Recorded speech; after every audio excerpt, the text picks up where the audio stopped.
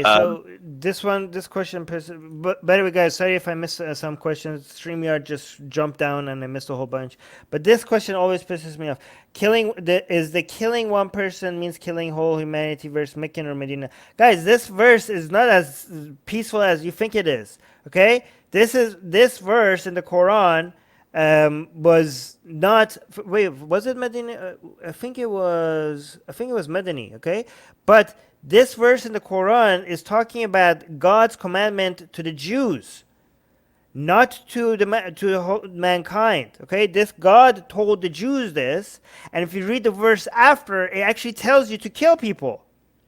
The very verse after this verse is telling God is commanding you to crucify people. Do people know this is the same verse that Obama read was it in Congress, Ali? That he was trying to say how peaceful Islam is. First of all, Yeah. even if you are on the side of like being peaceful and non-violence, and you were saying this is a good verse, it doesn't make any sense. Even if you wanted to take one out of context, right? This is the dumbest way to defend peace and non-violence. Killing one person is not like killing the whole humanity. Okay, I'm pretty sure killing the whole humanity is way worse than killing one person. Okay, even if you want to be pro not killing, this is a dumb way of saying it, right? So that's one thing. Second of all, this is what religious Ali. I'm hearing echo. This is what religious people say, like, out of context, you're taking the verse out of context. And then they use this verse for us to say, like, oh, look how peaceful Islam is. Take this verse in context. If you read the actual surah in context, if you the verses before and after it, you can see that God is talking to Bani Israel. Bani Israel means the Jews, right? Now God is telling you that this is something that God commanded to the Jews, and the Jews didn't follow God's commandments. Okay, so when they say, "Oh, Armin, why are you saying that Muhammad did this, said this, and that? That was for only a specific people at a specific time."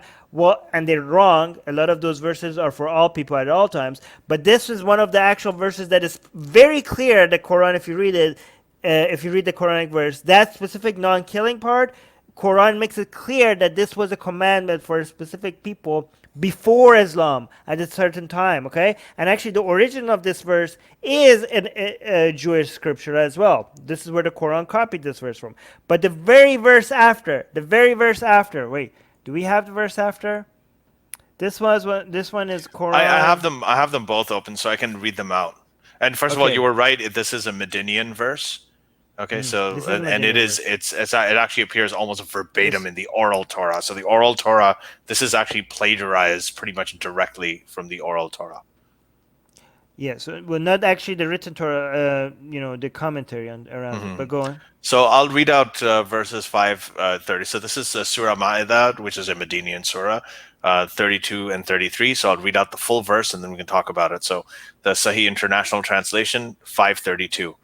Because of that, we decreed upon the children of Israel that whoever kills a soul, unless for a soul or for corruption, done in the land, it is as if he had slain mankind entirely.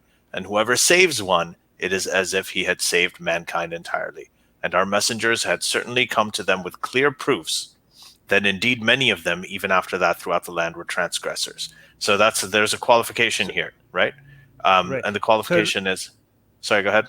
Yeah, the key part is that we decreed upon children of Israel. Ala Bani Israel, right? The children of Israel means the Jews, right? And again, so this was a rule for a specific people at a certain time.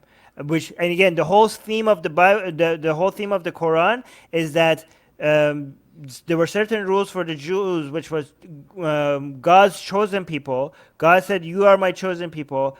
All you have to do is follow these rules." And they betrayed God by not following these rules. That doesn't mean that those are the rules for everybody. Even the Quran is making it clear that these were specifically the rules for the Jews. But go on. Okay. Now, here's the next verse. So when you're talking about taking it in context, let's look at this 532. The next verse is the rule for everyone now. This is the rule God is saying to the world. How the world should behave. But go on. Indeed, the penalty for those who wage war against it. This is 533. Indeed, the penalty for those who wage war against Allah and His Messenger and strive upon earth to cause corruption is none but that they be killed or crucified, or that their hands and feet be cut off from opposite sides, or that they be You exiled got from the cut. land. You got cut. Say that again. You got cut. I cut when I was talking about getting their hands and feet cut. Yes. Okay. Yeah. So indeed, the penalty for those who wage war against Allah and His Messenger and strive upon earth to cause corruption is none but that they be killed or crucified, or that their hands and feet be cut off from opposite sides, or that they be exiled from the land.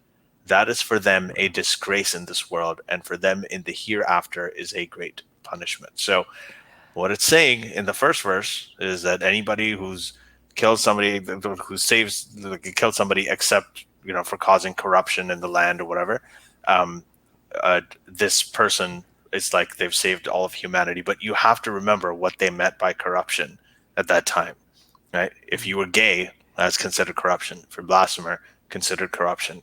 If you fornicated, that's considered a corruption. If you took interest, right? If you were a bank that you actually used the system of interest, that's causing corruption.